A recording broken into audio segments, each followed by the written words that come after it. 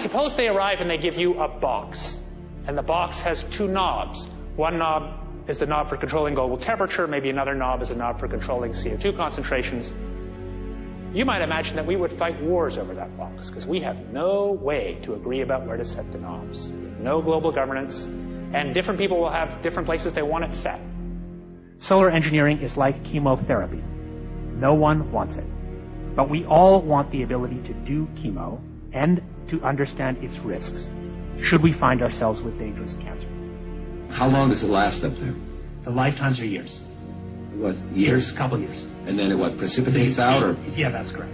no toxic side effects that we know of? The thing we always wonder about is the unknown. Yeah. So if you're thinking about, say, the acidification, it's clear that's not a problem. There's several studies that showed that. Right. But of course the concern here is with so little research, there may be some unknown that comes out of left field that bites us. My name's Mike Murphy. I'm a filmmaker in from Los Angeles. We're covering an issue called geoengineering.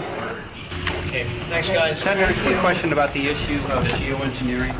I'm afraid I don't know what you're talking about. And wondering if you were supportive of geoengineers' proposals of spraying 10 to 20 million tons of aluminum into the atmosphere. I should really get a briefing paper on it before you give an opinion. Oh, not a problem. Are you aware of the issue? Not completely. At all? Okay. Do you have a letter from constituents, and people have concerns? Yeah, We're making a documentary about the I don't know. You guys have credentials to be here? Yes, we do. We pass through security as well. Endowed by our creator. I think so.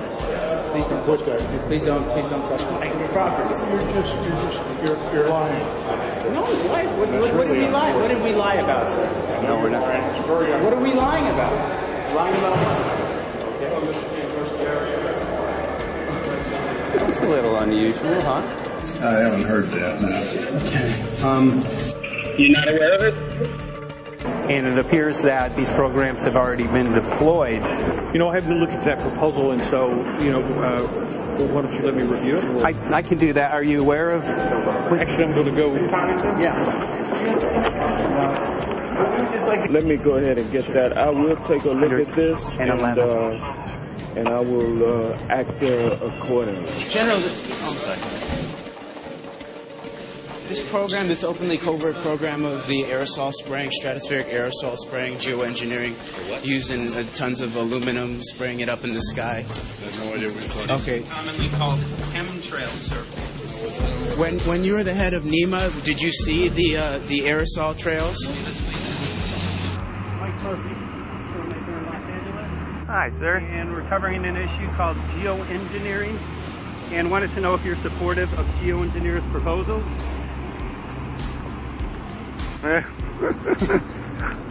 Congressman? Hey, Congressman. I'm wondering if you're supportive of geoengineers' proposals, which is dumping 10 to 20 million tons of aluminum into the atmosphere. Pardon? Okay. Can you make an appointment for my office? I'm not supportive. I haven't looked at it close, so I don't. Have you heard of the issue? Because it's becoming mainstream in public, and there are actually congressional committees which are being formed to talk about these programs. Mm-hmm. Yeah. Well, I think when we drop anything into the atmosphere, we should know prior to the effect of that, right? Yes. And if we don't have the knowledge as to what the effect will be, we shouldn't do it. I think there are 4 different options for thinking about deployment of geoengineering. The first one would be we just ban it. I would argue that one does not want to get too firm a restriction in place on small-scale studies early on because it'll tie the science hands. I think what the science community ought to be trying to do is say, if you do small-scale stuff inside this space, and it's a scientific question what that space ought to be, there shouldn't be a lot of oversight and restriction. Congressman? Excuse me. Hi, I'm Mike Murphy from Los Angeles, covering an issue called geoengineering. These guys are running from the geoengineering issue. I wonder why. I'd have to talk to my staff. I don't know what your details on that are. Have anyone made you aware of the issue, or? Sir? Congressman, your committee talked about geoengineering last November. Are you in support of those proposals? I'd love to give you a paper. Geoengineering? You know nothing about the geoengineering issue? Never heard of it. They call it geoengineering, but... yeah, I never heard of it. It's nothing I've ever heard anything about. When we looked up in the air today outside of D.C., we saw this stuff going on. Quickly, have you heard of geoengineering? No. The proposals to shoot 10 million tons of metals into the air. This committee, Science and Technology, covered it for the first time. No. No, I've never heard of it. So we were very concerned. How you doing? I'm fine. How you doing? So what? We spoke with Congresswoman Watson's office, and her press secretary, Ms. White, was familiar with Representative Kucinich's Space Preservation Act, which mentioned chemtrails and the weaponization of the atmosphere in space, and then it was pressured to be taken off the bill. Did you see the aerosol spraying going on today over the Capitol? Congressman? Geoengineering carries with it a tremendous range of uncertainties, ethical and political concerns, and the potential for catastrophic environmental side effects. He's not one to do interviews very often, not unless we usually really pressure him into it. Okay. So don't, all that is, don't hold your breath. As chairman of the Committee of Jurisdiction, I feel a responsibility to begin a public dialogue and develop a record on geoengineering. We want to know if you're supportive of their measures by spraying 10 to 20 million tons of aluminum into the atmosphere? No, I think we need to have more research. Okay. And about the issue of current deployment, there's literally a mountain of evidence that many people believe proves the deployment of these programs. Any knowledge of that? No, there's certainly not a mountain of evidence. But I do support research into geoengineering, and I also support looking into the international governance of that. Okay. I hope anybody that has studied it knows, at least I think, that it's a radical proposal, and I hope we don't have to use it, but there may come that point in time where we do. Now, if we could provide you with the evidence that suggests that these programs are and have been ongoing, would you be willing to address this publicly? We've had about 3 or 4 hearings on it. We have addressed it publicly. Well, not about the proposals, but about the current deployment of these programs.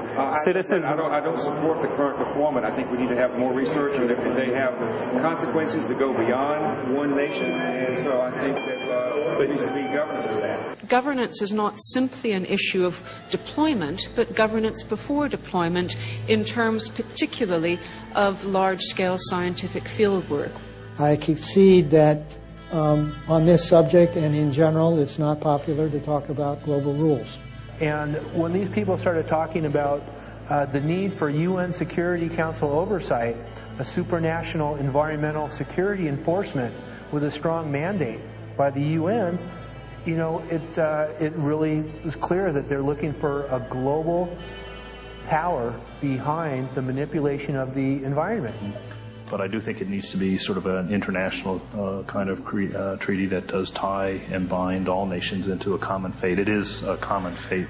And unfortunately, it's not just big governments that could do this. It is small governments. It is billionaires probably could figure, I'm going to save the world all by myself, and I won't bother to mention it. How do we decide when there's a planetary emergency?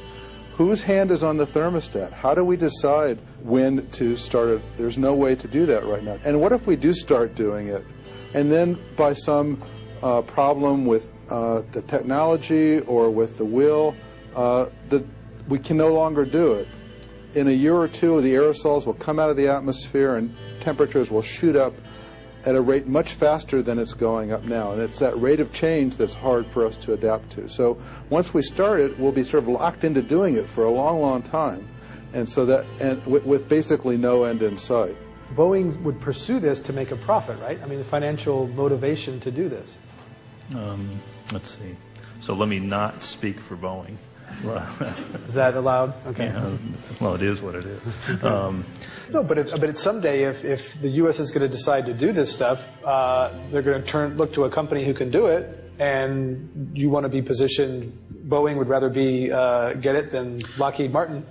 So certainly we have an industrial base that helps the country take on technologies and large-scale challenges like national defense. And we do that both for a profit motive as well as, I think, as a national service. So I think it would be truly disastrous if, we discovered a few years from now that there was a black program that some government had stood up to sort of learn on the quiet how to do this. It's pretty clear you can cool the planet, but you will not and cannot bring it back to exactly the same climate state you started with. So you may or may not, and I expect we'll have a lot of back and forth about how useful it is to ameliorate the risks of climate change. I think there's a good evidence it probably is useful, but we don't know.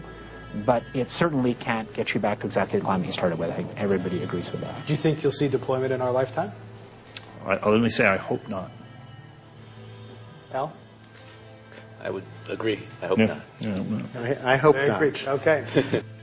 I see this as something like an evacuation plan. That you build big dikes. Maybe that's the emissions reduction to try to keep the flood from wiping you out. But that if that flood should come, that you'd like a plan for what to do in the event of that catastrophe. So I see these options more as a catastrophic response option and not as a way to reduce risk of everyday climate change. You would advocate mitigating consumption of beef as a means of accomplishing your objective? Yes. How would you suggest going about that? You can't. I mean, it's your job to decide what to tax and what not to tax. Obviously, if you wanted people to behave differently, you give them incentives and disincentives for behavior. But I'm sure that's the answer you wanted to hear, Mr. Smith. If only my time had not expired. Thank you, Mr. Chairman. Because there's literally aluminum and barium contamination found around the world, believed to be from these programs. Like, look today over the Capitol, looks like they're deploying some type of aerosol. Did you see it? No, I didn't, but good to see you. In a James Bond scenario, some rogue rich guy puts some airplanes in the air and sees the clouds. What is to prevent that? Okay, are you aware of the issue? You do it through the... Are you in support of those proposals? What is your take? I don't know anything about it. But I have to get more information. I've got a chair here. Okay, we'll give you a letter on that. Yeah, this is a letter from constituents. Okay, great. Excellent. And many people believe that these programs have already been deployed because mass contamination has been found. Geoengineering programs, stratospheric. Got it. Yeah. Spraying from airplanes. Okay. So what is happening, people from around the world are finding contamination. Let me take care of this and I'll talk to you when I come back. I'll be back in here. Thank you very much. We see that even though we might make the average temperature of the planet about right, the rainfall patterns change some from today. And some places become warmer and some places become cooler. So there are going to be winners and losers in this geoengineering activity if we were to do it. But nevertheless, as David has said, there are reasons why we might consider doing it. Many people are deeply concerned about it because of the toxicity of aluminum, and it has been addressed to Congress in various committees. Would you take a look at a letter from some of your constituents addressing the concerns? Excuse me if I go. Okay. Can I give you a letter from constituents? Are you aware of their proposals of dumping? Gotcha. Thanks. Well, I'm not familiar with it, so I don't know what they're doing. Okay. Well, geoengineers are proposing just that, dumping aluminum and barium into the atmosphere. Why would they do that? Aluminum is a precious metal we can use. Well, the stated goal is to actually cool the planet. However, there's a... Sounds strange. Right, exactly. So they're proposing dumping these metals into the air to block the sun, essentially. We're here to just find out what members of Congress are. I hope we would have a strong hearing on that before we decide to do it. I would hope so. And there's plenty of evidence that not only suggests that these programs have been deployed, because we're finding contamination of aluminum and barium on the rain, snow, and soil. Okay, thank you. Thank you. LA County has seen a 200% increase of Alzheimer's over the last decade. Tons of ground and water samples showing high levels of aluminum all around our state. Why don't you give me all the information you have? I have some very good people I will assign it to. And if you get it to Mr. Lavelle, okay. we will He's get got it my to card the and right send me an email. And